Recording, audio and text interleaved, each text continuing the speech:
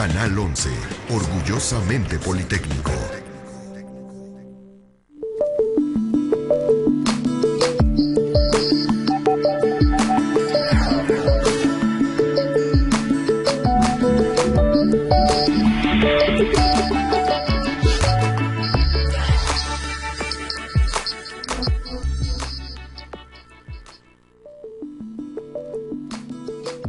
En junio de 2011 se realizaron profundas reformas al artículo 1 constitucional. A partir de ahí, el Estado debe reconocer, respetar y proteger todos los derechos humanos. Posteriormente, en ese mismo junio, se modificó la Ley de Amparo. Son grandes cambios al marco jurídico. ¿Qué implicaciones tiene esto para el México social? ¿Cómo debería modificarse todo el entramado institucional? De eso hablaremos con el ministro José Ramón Cosío. Para iniciar, los invito a que veamos el siguiente reportaje. El Plan Nacional de Desarrollo 2013-2018 es el documento de planeación más importante del gobierno federal. Establece lineamientos, estrategias y acciones que el gobierno desarrollará los próximos 5 años para cumplir con el mandato constitucional de generar desarrollo y garantizar el bienestar social de la población. El primer eje del Plan Nacional de Desarrollo se titula México en Paz. Incluye el punto Derechos Humanos y establece que, a pesar de los esfuerzos realizados por las instancias competentes en el tema, no se ha logrado revertir el número de violaciones que persisten en muchos ámbitos de los derechos humanos. La estrategia en esta materia busca garantizar el respeto y protección de los derechos humanos y la erradicación de la discriminación, mediante la instrumentación de una política de Estado. El gran reto está en lo social y se debe comprender a cabalidad el concepto de los derechos humanos, derechos económicos, derecho a tener un empleo digno y en la vejez una pensión suficiente para garantizar un adecuado nivel de la calidad de vida. Actualmente hay 2.5 millones de personas en condiciones de desocupación. De la población económicamente activa, el 60% trabaja en el sector informal y el 40% perciben ingresos por debajo de 2 salarios mínimos. Derechos sociales. Derecho a no ser pobre. Este es un enorme reto para la actual administración, pues hay más de 52 millones de personas en situación de pobreza y 12 millones en condiciones de pobreza extrema. Derechos culturales. Establecidos en 2 vertientes. Primero, derecho al acceso a bienes y servicios culturales de calidad, tales como bibliotecas públicas, teatros y cines. Segundo, derechos de garantía de pertenecer a una cultura, tener una lengua propia y proteger el patrimonio cultural. Actualmente México ocupa el último lugar en disponibilidad de libros y número de bibliotecas públicas por persona, además de tener solo el 20% de las zonas arqueológicas en protección adecuada. Derechos ambientales. Derecho al disfrute de un medio ambiente sano. Aquí existe la urgencia de construir una nueva lógica de actuación en el marco de la Ley General de Cambio Climático, pues 60% de los mantos acuíferos se encuentran sobreexplotados, 70% de los humedales están en peligro de desaparecer y pertenecemos a la lista de los 10 países en todo el mundo con mayor número de especies en peligro de extinción. Quiero agradecer al ministro José Ramón Cosío. Está en el Estudio de México Social para hablar de uno de los temas, yo creo que de mayor trascendencia. En junio de 2011 se cambió el paradigma constitucional. El ministro ha subrayado las enormes consecuencias de esta transformación que se suma a algo que has dicho, José Ramón, en términos de las reformas a la Ley de Amparo. Pero quisiera que iniciáramos este primer segmento, que nos explicaras por qué es tan trascendente esta reforma de junio de 2011. Sí, cómo no. Primero, muchas gracias de verdad por la oportunidad de estar aquí en este muy acreditado programa. En junio del 2011 se transformó varias partes de la Constitución, pero una me parece central es el artículo 1. En ese artículo 1 lo que se dijo es que en el país se protegerían todos los derechos humanos de fuente constitucional, cosa que con un lenguaje diferente venía sucediendo ya desde la Constitución de 1857, pero también todos los derechos humanos que estuvieran contenidos en cualquier tratado internacional celebrado por el Estado mexicano. Entonces, en primer lugar, esta transformación significa que cualquier persona habitante del territorio nacional, con independencia de su edad, de su sexo, de su condición socioeconómica, puede preguntar al Poder Judicial de la Federación si la acción llevada a cabo por cualquier autoridad del país, sea legislativa, ejecutiva, las mismas judiciales, federales, locales o municipales, están respetando o no esos derechos humanos de fuente constitucional o esos derechos humanos de fuente internacional. Yo creo que esto es un cambio de verdad de una extraordinaria importancia. Y en segundo lugar se dice que todas las autoridades del país, todas, deben buscar la manera de proteger esos derechos humanos, aun cuando no estén haciendo una actividad jurisdiccional, deben buscar qué interpretación de esos derechos humanos, insisto, de fuente constitucional o de fuente internacional, le generan una mayor protección a las personas. Esto debería, en consecuencia, pues generar una profunda transformación, no solo en el Poder Judicial, el Poder Ejecutivo sobre todo, porque ahora es responsable, corrígeme, no solo respetar, sino vigilar su cumplimiento, sancionar cuando hay un incumplimiento. Entonces implica, en primera dimensión, una reforma de las instituciones para poder pues, cumplir el mandato. Sí, si viéramos un modelo tradicional de Estado, lo que el Estado, ¿qué es lo que suele hacer, digamos, un Estado moderno? Hasta este momento, imaginemos que no tuviera este componente de derechos humanos, pues legisla, genera actos de autoridad, permisos, licencias, concesiones, detiene a las personas que hayan a su juicio cometido ilícitos y las somete a un proceso. En fin, es un Estado que estaría actuando, digamos, en las funciones tradicionales. Pero con este cambio de derechos humanos, lo que se implicaría es que la autoridad no solo debe hacer las funciones jurídicas normales, legislar, generar reglamentos, juzgar, sino que al hacerlo, imagine cuál es la manera en la que potencia esos derechos, que me refiero a los derechos humanos, para lograr el mayor beneficio en favor de las personas que habitan el territorio nacional. Era una reforma, digamos, que era esperada, que es una consecuencia. ¿Cuál fue la percepción cuando surgió? ¿Había, por los estudiosos, una noción de que ahí llegaríamos en 2011 o fue un proceso que, digamos, irrumpió en el marco jurídico y realmente sin haber ido un proceso previo? ¿Cómo lo percibiste? Yo lo percibo, había habido varias iniciativas de reformas constitucionales, pero creo que inclusive quienes de muy buena fe presentaron las iniciativas, algunos senadores, sobre todo, nunca imaginaron que iba a llegar tan lejos la reforma. Creo que fue un momento particularmente interesante. Estábamos ya siendo juzgados por la Corte Interamericana, por ejemplo, por el caso de Rosendo Radilla, veníamos de Campo Algodonero, por señalar dos casos importantes. Creo que para esos meses la situación en el país se había deteriorado mucho en estos términos de lucha contra la delincuencia. Es decir, creo que estábamos empezando a entender que había un déficit en la legitimidad. Esa es mi impresión muy personal. Tu lectura, sí. Mi lectura. Y en ese momento me parece que hay un acuerdo entre las fuerzas políticas, se van rehaciendo las iniciativas hasta que alcance este impresionante artículo primero. Yo lo he conversado con algunos jueces de otros países y algunos académicos, colegas de otros países, y me dijeron, o me dicen que realmente es uno de los artículos más potentes que puede existir en una constitución para efectos de la promoción de los derechos humanos. Y aunado a esto, hubo una reforma a la ley de amparo, sí, en ese mismo mes, junio de 2011. Exactamente. Sí, esto no se ha visto mucho. ¿Por qué? Porque efectivamente se modificó el conjunto de los derechos, las posibilidades que nosotros tendríamos de reclamar ante el Estado y ante los particulares. Ahora voy a decir por qué. Pero adicionalmente se modificó la vía, que es el juicio de amparo. Entonces, ¿qué es lo que tenemos en esta muy amplia combinación?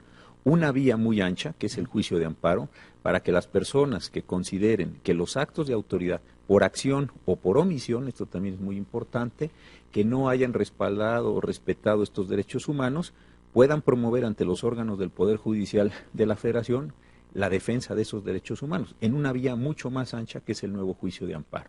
Y adicionalmente, en julio de ese mismo año, fue un verano maravilloso, la Suprema Corte de Justicia, al conocer de los efectos de la sentencia del caso de Rosendo Radilla contra el Estado mexicano en la Corte Interamericana, con sede en Costa Rica, la Corte mexicana se tuvo que preguntar qué hacemos con esa sentencia, porque tenía algunas condenas para el Poder Judicial de la Federación. Y ahí todavía ampliamos más el sentido de protección a los derechos humanos al decir que efectivamente había un control por el juicio de amparo, por las controversias constitucionales, por las acciones de inconstitucionalidad, y que todos los jueces del país, todos los juzgadores del país, independientemente si son federales, locales, de la materia civil o penal o laboral, todos están obligados a respetar esos derechos humanos y a manifestarlo así dentro de los procesos que estén conociendo. Entonces yo creo que este verano fue impresionante en términos de la reconstrucción, no solo de los derechos humanos y del juicio de amparo, sino de verdad de la estructura y de las funciones que el Estado mexicano debe cumplir. O sea, incluso alcanza esta dimensión, o sea, se redefinen las funciones del Estado mexicano. Sí. A partir de estos dos cambios y otros más que me imagino acompañaron. Sí, porque no es solo decir, el legislador mexicano tiene que regular la materia, qué sé yo, de medio ambiente, o el legislador mexicano tiene que regular la materia de salud, sino que al hacerlo tiene que buscar el modo en el cual potencie el derecho humano al medio ambiente, o el derecho humano a la salud, o el derecho humano a la educación. Esto es un cambio, yo creo que muy importante, que muy pocas personas han alcanzado a comprender. Yo así lo digo con mucho respeto. ¿Por qué? Porque, insisto, no solo se trata de legislo para ordenar una actividad social, una actividad en la que estamos todos involucrados. No, legislo para ordenar esa actividad, pero teniendo en cuenta el modo como potencio ese derecho humano a la educación o a la salud o a la expresión o la parte de los derechos sociales, que es el tema de este programa en particular. Tengo que encontrar cómo lo potencio. Ahora bien, ¿qué pasa si el legislador no encuentra o no desarrolla ese derecho humano? Pues viene alguien a la Suprema Corte o en general a los órganos del Poder Judicial, mediante ese nuevo juicio de amparo, le pregunta a la Suprema Corte de Justicia si a juicio de esta Corte o de un colegiado, de un unitario, de un juzgado de distrito, la interpretación que hizo el legislador es la que mejor se aviene a la potenciación de este derecho humano, y la Corte puede decir no, había otras interpretaciones que potenciaban más ese derecho humano y consecuentemente anulo ese acto o anulo esa legislación para que se genere otra que cumpla con esos al anular está de alguna manera mandatando que se genere otra. O sea, obliga, en este caso, a un gobierno de cualquier nivel, a que busque la manera de garantizar este derecho. Exactamente. Esa es la trascendencia. O sea, finalmente estaría bien decir que se judicializan la búsqueda de cumplimiento de este derecho, que a juicio del particular no ha sido cumplida por la autoridad. Exacto. No es que se judicialice de por sí, porque hay gente que dice, bueno, es que estamos ahora judicializándolo todo. No, es que se dice, lo voy a poner en esta narrativa, la Constitución le está confiriendo esos nuevos derechos de fuente constitucional, de fuente internacional a los particulares. Ahora bien, una vez que se ha puesto esto, ¿cómo se defiende el particular cuando a su juicio no se ha potenciado ese derecho, no se ha llevado a su mejor expresión para garantizarlo? La única solución que tenemos en el sistema es mediante el juicio de amparo. Consecuentemente, el Poder Judicial, para proteger ese juicio de amparo, ese derecho, lo tiene que contrastar contra el acto de autoridad, puede ser una ley, un reglamento, un acuerdo, lo que sea, y determinar que es nulo. ¿Por qué? Porque no llegó a este nivel de potenciación que la Suprema Corte considera que es el que corresponde a ese derecho. Vamos a un corte. Estamos hablando con el ministro José Ramón Cosío sobre el gran cambio constitucional de junio de 2011 que, bien nos dice, implica una enorme redefinición sobre las obligaciones del Estado mexicano. Vamos a un corte y regresamos al Estudio de México Social.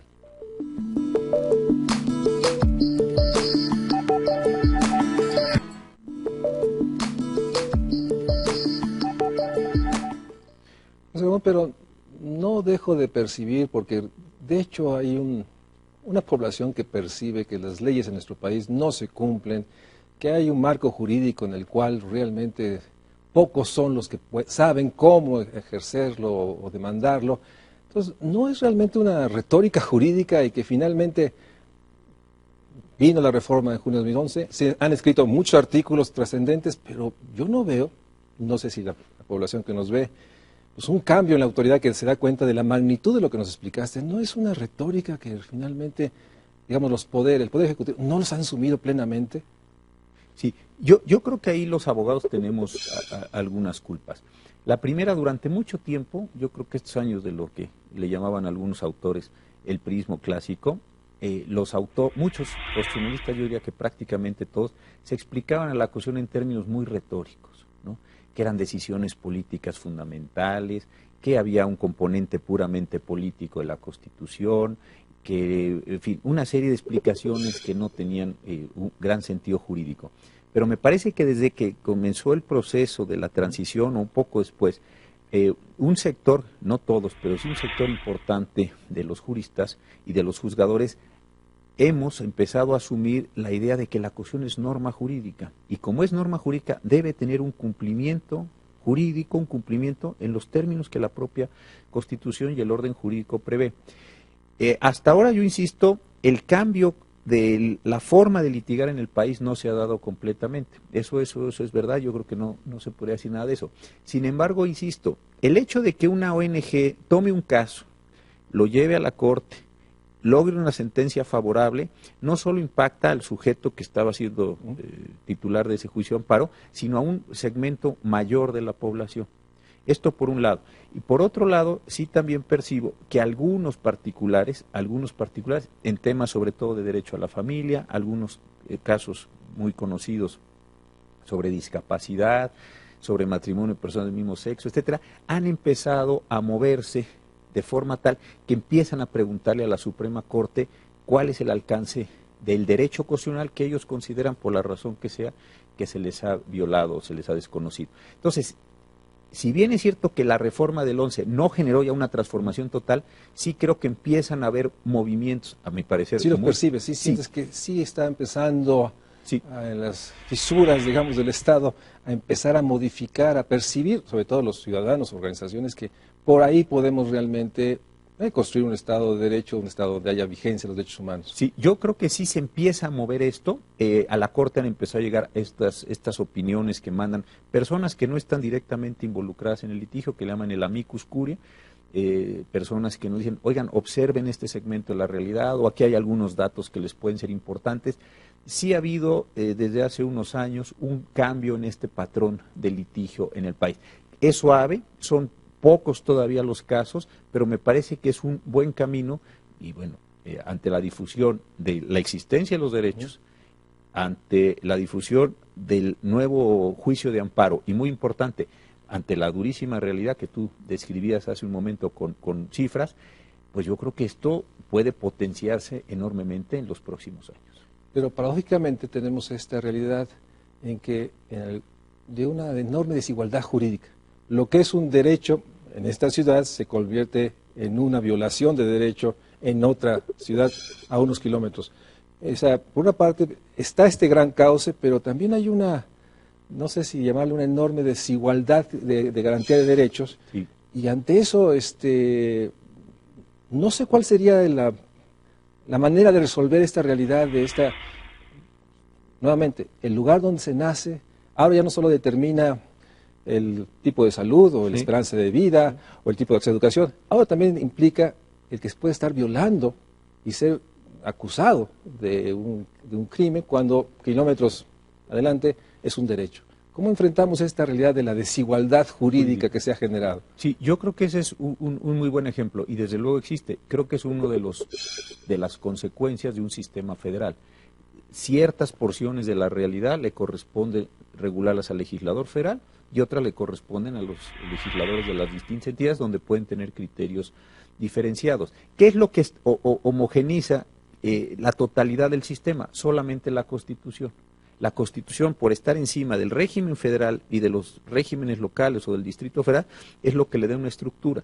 Y precisamente si se va en el juicio de amparo reclamando una violación a la Constitución, eso es, la respuesta de la Corte es lo que vuelve a estandarizar o va generando ciertas pautas generales de lo que se puede hacer y lo que no se puede hacer en términos jurídicos. Yo creo que este es un tema muy interesante. Hace algunos años la Universidad Nacional, la iniciativa del doctor Narro, y también con el ministro Ortiz Mayagoita, que presidía la Suprema Corte, organizaron un muy interesante seminario en el sentido de que las universidades se comprometieran a generar clínicas de interés público precisamente para a través de los estudiantes de Derecho y los estudiantes de Derecho reforzados con jóvenes de otras licenciaturas, pudieran tomar problemas de la realidad, convertirlos en un litigio, llevarlos a un juicio de amparo y tratar de establecer una solución constitucional que fuera más o menos homogénea para todo el país.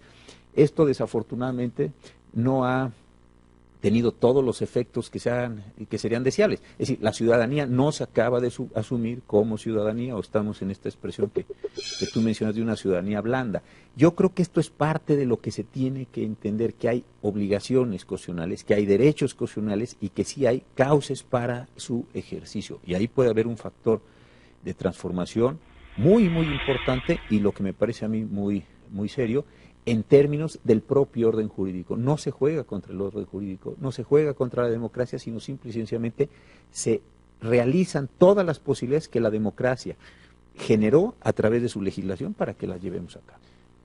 Hay una percepción ante esta realidad de que, siendo la Suprema Corte, el Tribunal Constitucional, digamos, el garante, hay una sensación de que no debería ser la Suprema Corte, digamos, promover, difundir, que sé que tensiona esta noción de que el Tribunal Constitucional está para recibir y tomar nota y consecuentemente. Entonces, esta tensión surge de la definición de cuál es el papel de la Suprema Corte de Justicia, que no debe ser promovente o, digamos, construir problemas para, aún sabiendo que mejoraría, esa restricción es jurídica, es una restricción de la definición del papel, porque por una parte vemos que los poderes ejecutivos no están reaccionando y asumiendo. Un legislador que, aunque usa las palabras en cada decreto del presupuesto de egresos, en cada plan nacional de desarrollo, no es consecuente, no logra realmente asignar los recursos para garantizar.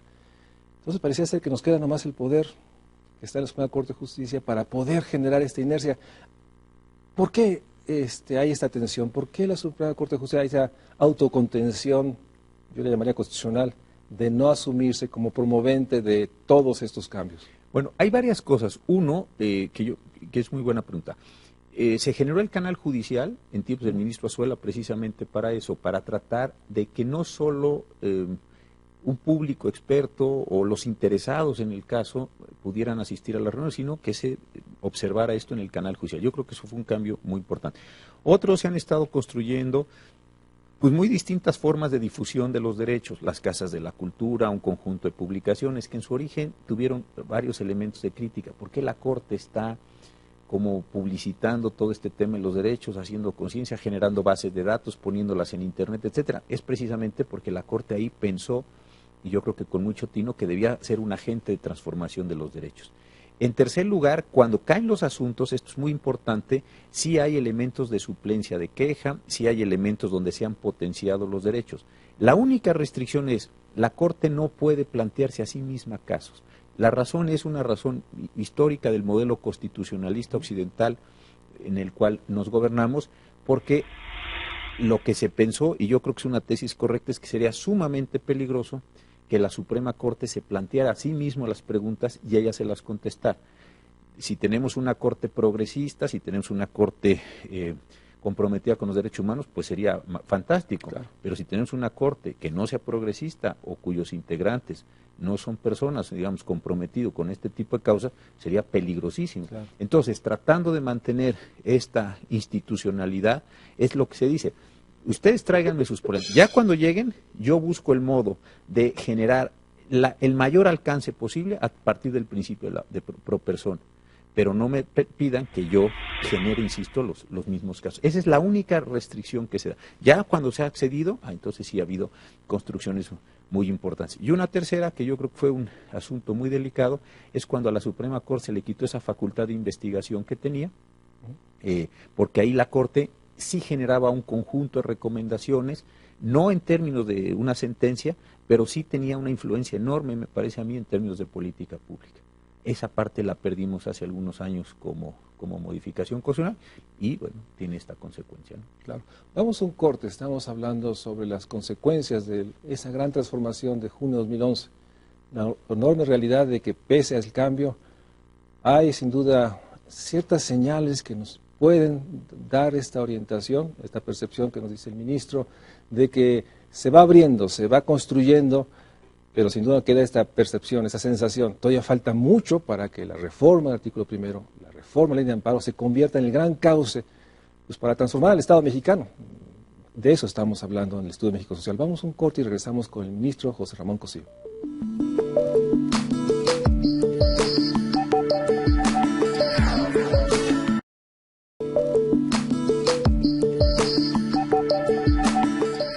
José Ramón, en estos 3 años, casi 3 años, sí, ha habido, digamos, ya este proceso en el que algún particular hace una demanda de que no se está potenciando su derecho, como le llamas, y ¿cuántos ha habido en estos 3 años? Yo creo que han sido pocos los casos. Hemos tenido algunos que tienen que ver con debido proceso.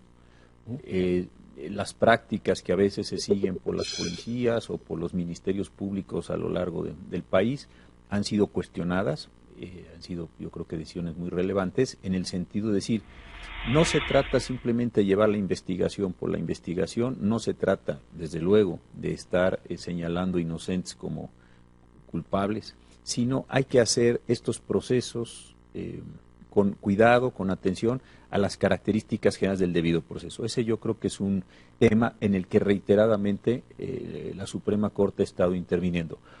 Otros casos que han sido muy relevantes son los que tienen que ver con fuero militar, la utilización de las Fuerzas Armadas del país en labores de seguridad pública, cuáles son sus límites y cuáles son sus restricciones. Yo creo que estos han sido también casos importantes. Algunos otros en materia indígena.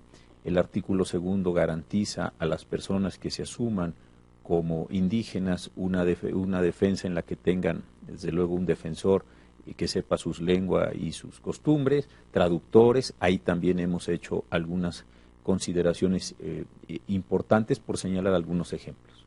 Pero podríamos decir que dentro de todo ha sido muy pocos, o sea, en términos sociales, pues, o sea, sí, no realmente ante esta nueva avenida que permitiría exigir al Estado, realmente son muy pocos. Entonces, no sé cuáles serían las hipótesis para poder explicar por qué, pese a este gran cambio en 2011, todavía no ha sido un cauce para exigirle más al Estado. Sí, yo coincido con el concepto.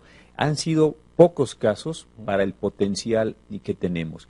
Imaginemos todos los derechos constitucionales que están básicamente en los primeros 28 artículos de la Constitución, hay algunos otros en el 123, pero son una gran cantidad de derechos. ¿Qué derechos tenemos ahí?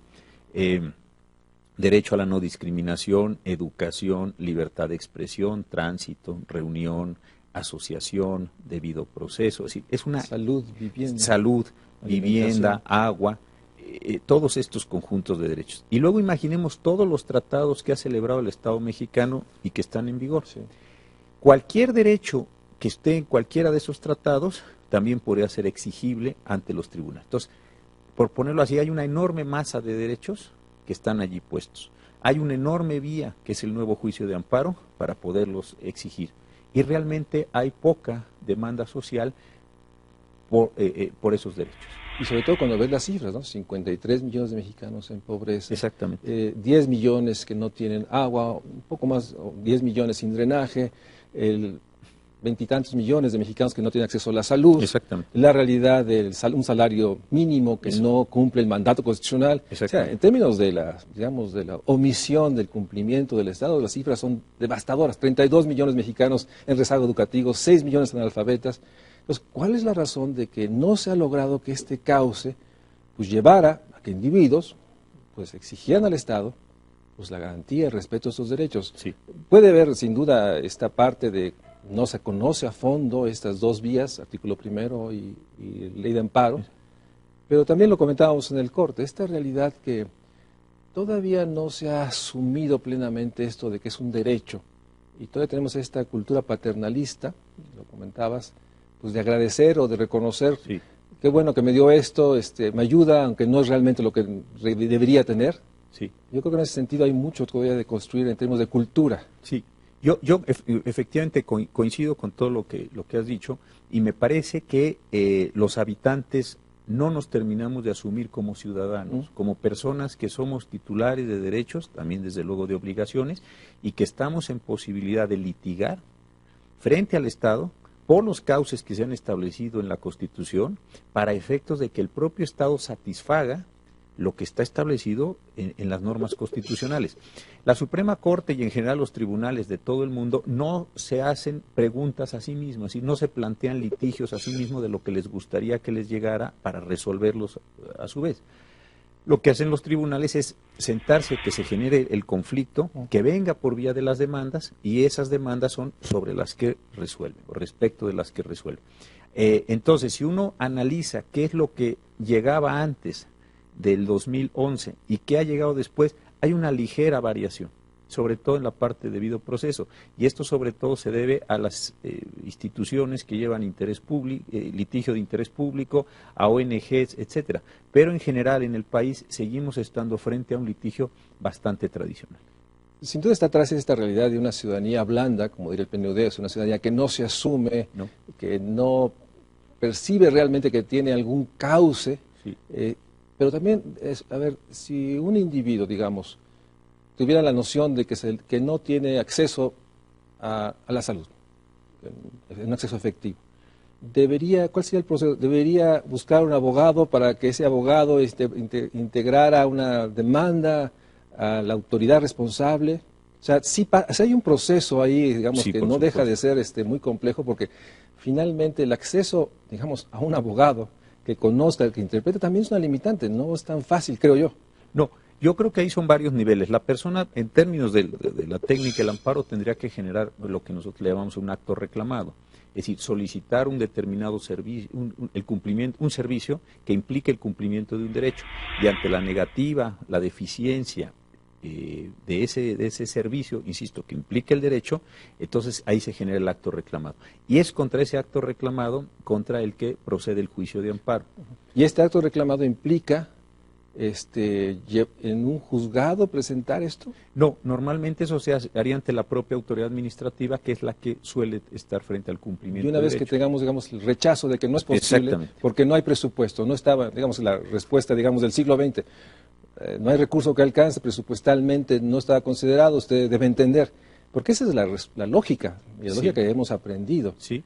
Ante eso, sí hay manera de cuestionar que la insuficiencia presupuestal no es explicación del incumplimiento. Yo creo que sí, porque ese es precisamente lo que se está estableciendo en el artículo 4 como derecho a la protección a la salud. Otro de los cambios que me parece más significativos de la reforma de junio no es que los derechos sociales son normas programáticas, no es algo que se va a cumplir cuando haya recursos, sino que son derechos de exigencia efectiva. A veces se dice, ¿cómo es posible que la Suprema Corte de Justicia o en general los tribunales estén pensando en la satisfacción de esos derechos de manera inmediata? Bueno, la Suprema Corte de Justicia no puso eso en la Constitución, fue el constituyente democrático el que quiso poner esos elementos, y a la Suprema Corte le corresponde supervisarlos. Que se puede, mediante una sentencia de amparo, exigirle a la autoridad, ya por un mandamiento judicial, el cumplimiento de ese derecho social, yo creo que esto es un tema absolutamente posible, y además pues me parece que está en la lógica misma en la Constitución. Creo que la respuesta presupuestaria no implica la posibilidad de desconocer algo que en esta lógica democrática, no presupuestal ni económica, se quiso poner como elemento estructurador del nuevo Estado mexicano. Pero ¿cuáles son las consecuencias? Digamos el ejemplo, la autoridad de salud dice que no está en el presupuesto, que no fue asignado por el legislador, y como tal no tiene, digamos, posibilidad de dar la respuesta. El proceso sigue y la Suprema Corte establece de que esta explicación no digamos, no los exime de la responsabilidad, y mandata a la autoridad a que cumpla. ¿Quiere decir que tiene que buscar el recurso donde sea para responder? Exactamente. Y si no hubiera ese cumplimiento de la sentencia de amparo, la Constitución prevé una sanción durísima para los incumplimientos de las sentencias de amparo, que son la destitución del servidor público y su consignación directamente ante un juez por la comisión de un delito contra la administración de justicia. Desacato.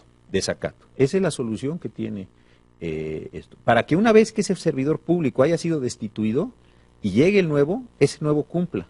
Y si no cumple, se desacata. Es decir, esta es la cadena mediante la cual se logra el cumplimiento de la sentencia de amparo, que también está establecido en la acción, no lo inventó la Suprema Corte ni los tribunales del país. O sea, tiene consecuencias mayores. Yo creo que sí.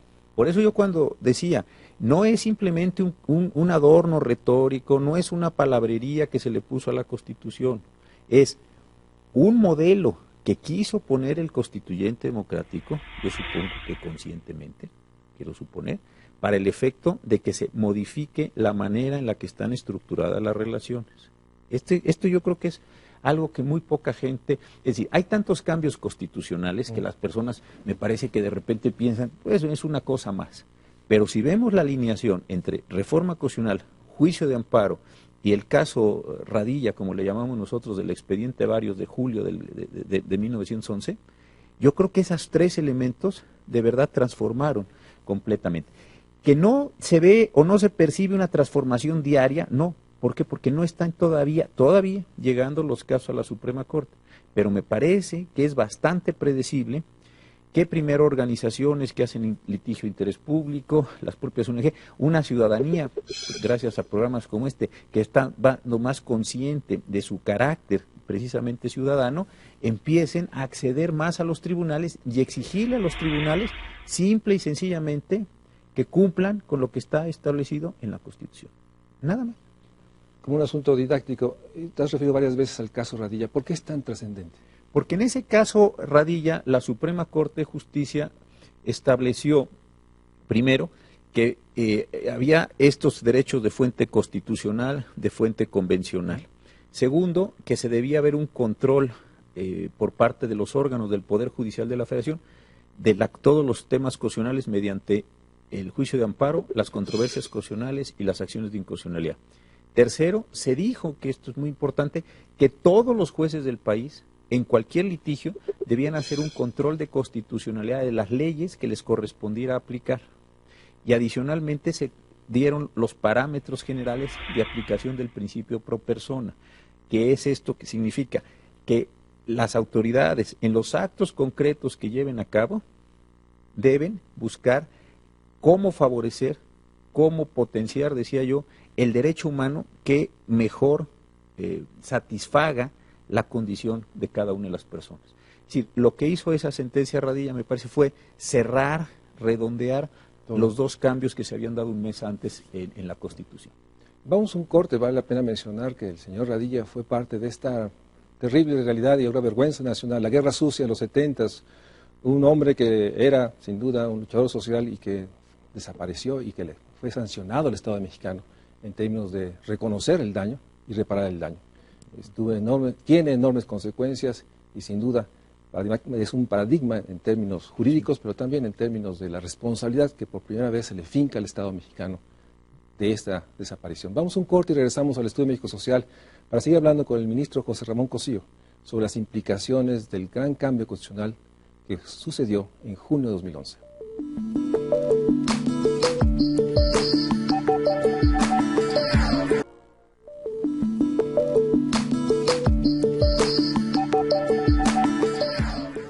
José Ramón, en el caso que, digamos, se fuera dando un proceso de una ciudadanía activa, integral, como dice Penio, de que lograra realmente empezar a exigir al Estado el cumplimiento de todos los derechos, pues eso puede llevar a que la Suprema Corte de Justicia esté inundada de casos y entonces podríamos tener un problema que ahí en la Suprema Corte tenemos un cuello de botella que no puede procesar, sería, digamos, un escenario ideal, pero también hay una parte, realmente la Suprema Corte de Justicia tiene la capacidad de procesar el incumplimiento de todos los derechos humanos. Yo creo que no es deseable que todo este cumplimiento de derechos humanos se judicialice. El mundo ideal sería que la propia clase política, que la administración, entendieran que se produjo un cambio en el cual es su obligación satisfacer esos derechos humanos y no esperar a que la ciudadanía venga a tocarles la puerta para que le otorguen lo que la propia Constitución dice. Ese me parece que sería el mundo ideal. Ahora, yo tampoco creo que esto cambie tan fácilmente, pues una gran cantidad de restricciones presupuestales, hay una gran cantidad de inercias, que esto no se va a dar.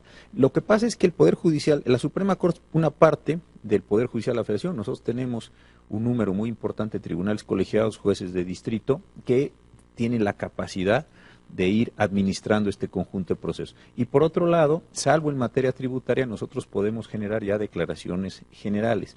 Esto significa entonces que con unos pocos casos podemos nosotros tener un enorme impacto en la transformación de los derechos. También en las acciones de inconstitucionalidad que se presentaron por algunas, o se presentan por algunas comisiones de derechos humanos, tiene también una importancia muy grande para efectos de señalar el elemento esencial y que desde ahí permee a partir de la decisión de la Corte sobre el orden jurídico. Sí, una capacidad de administración creo que sí la podemos seguir teniendo. Pero insisto, no me parecería muy razonable que los poderes del Estado no se enteraran de que se transformó la Constitución, que esperaran a que la ciudadanía, como decía Vallarta, a golpes de jurisprudencia o a golpes de sentencia, transformen lo que el propio texto constitucional, que les da su función, que les da su legitimidad, que les da sus competencias, ya le está imponiendo. Porque de hecho estamos hoy en un caso paradigmático, una crisis de estatalidad, un Estado que no cumpla las leyes que se ha dado a sí mismo. Ese es el tema. ¿No? Ese es el tema, o sea, un Estado que no solo tiene grandes problemas en su eficiencia, en su eficacia, en su transparencia, en su credibilidad en términos de poder administrar justicia, derecho a todos. Sí. Tenemos un Estado que no cumple el marco que se dio a sí mismo. Y sin duda es un tema mayor que me lleva a esta reflexión de que ya ha habido incluso gente que está pensando, en 2 años serán 100 años de la Constitución de 1917. Algunos asumen que eso debe ser marco para un nuevo constituyente, para poder realmente ordenar, darle sentido a una Constitución que algunos dicen ha sido modificada con muchas visiones y que hoy ya no es un ordenador, digamos, de la nación. Tiene muchas dimensiones más allá del artículo primero. ¿Cuál sería tu percepción al 2017? ¿Sí esperarías que en 2017 hubiese una nueva Constitución, un nuevo marco, o lo que necesitamos es un proceso de ir exigiendo al Estado, a los poderes ejecutivos, a los demás poderes, que asuman plenamente lo que ya está en ley? Sí.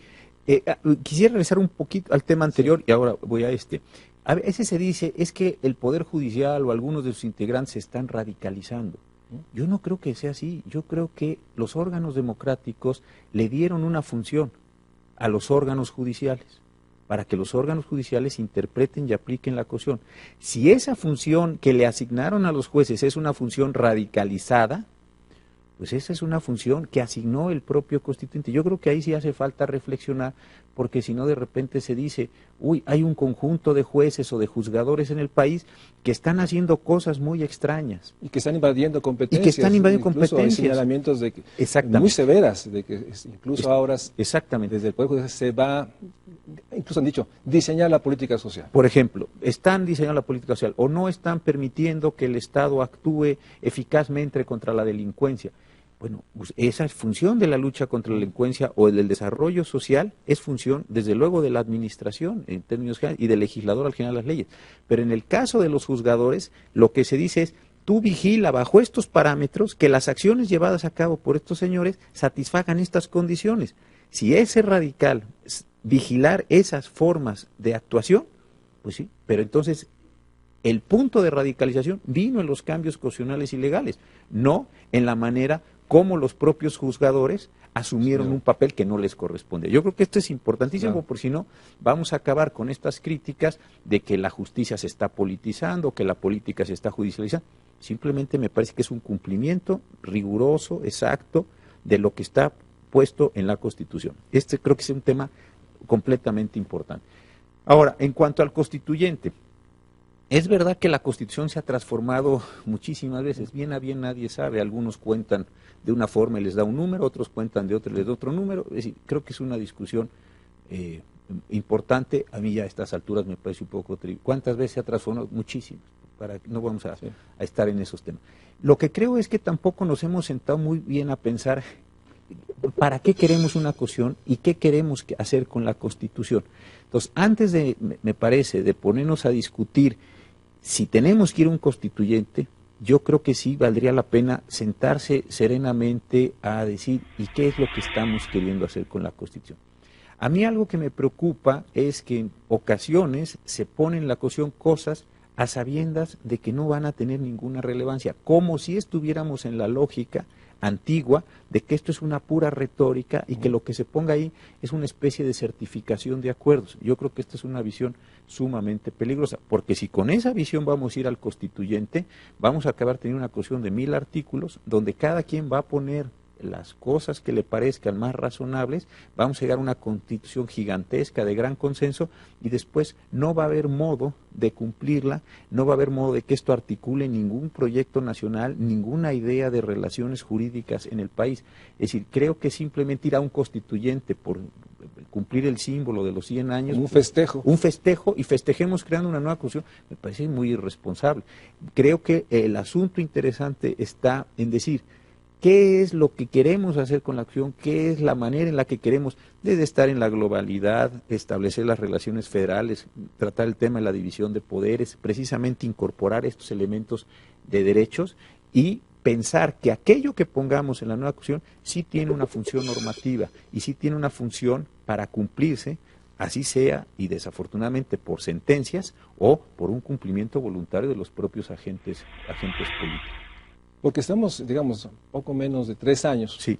a otro festejo, que puede ser una ceremonia, el Teatro de la República de Querétaro, grandes discursos, ponderando que tenemos una Constitución, pero nuevamente esta sensación de una Constitución que no se aplica plenamente. Por esto que nos decías, o sea, hay distintas visiones insertadas y tenemos después la expresión en leyes generales o leyes que incorporan parte reglamentaria. Es una enorme desestructuración que por otra parte el artículo primero debería, corrígeme, hacer una revisión, digamos, por ejemplo, de todas las leyes del marco social.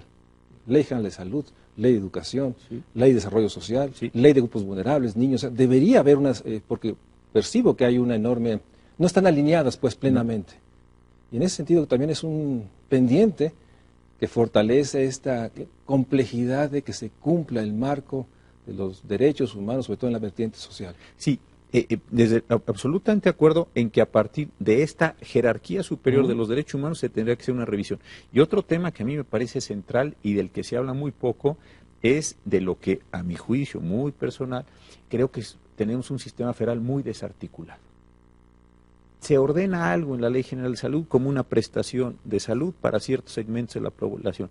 Esto pasa de la dimensión federal a la local, a la municipal, a un conjunto de órganos y está, a mi juicio, en muchas ocasiones tan mal construido ese andamiaje jurídico que la prestación, que la actividad, que el efecto nunca llega.